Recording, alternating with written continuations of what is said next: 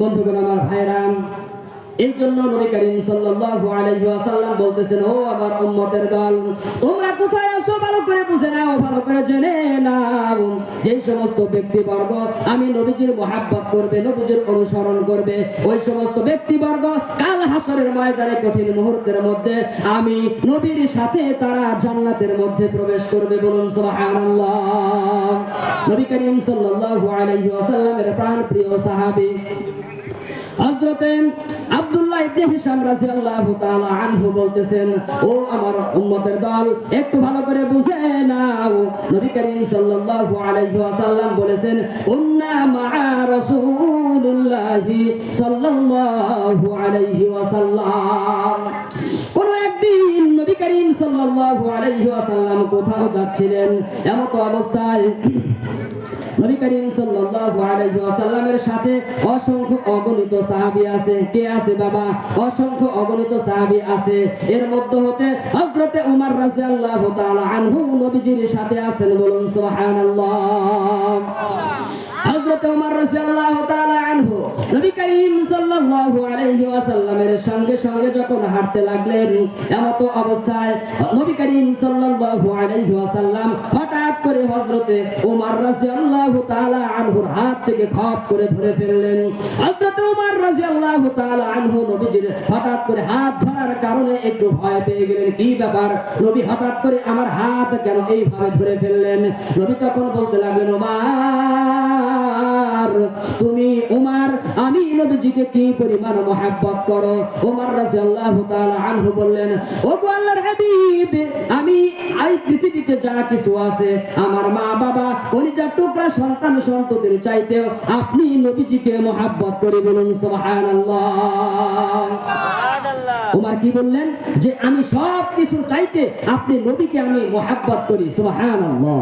সম্মানিত হাজিরিন, তখন নবী করিম সাল্লাল্লাহু আলাইহি ওয়াসাল্লাম হযরত ওমর রাদিয়াল্লাহু তাআলা আনহুকে বললেন, ওমর রে, তুমি সব কিছু চাইতে আমি নবীজিকে মহব্বত করো, তোমার মা বাবার চাইতে আমি নবীজিকে সব থেকে বেশি মহব্বত করো, কিন্তু তোমার জীবনের চাইতে কি আমাকে বেশি মহব্বত করো? হযরত ওমর রাদিয়াল্লাহু তাআলা আনহু বললেন, ও গো আল্লাহর হাবিব, আমি সব কিছুর চাইতে আপনাকে মহব্বত করি, আপনাকে ভালোবাসি, কিন্তু আমার দেহের মধ্যে যেই প্রাণ বায়ুটা আছে, ওই নফসের থেকে আমি আপনাকে বেশি ভালোবাসি না।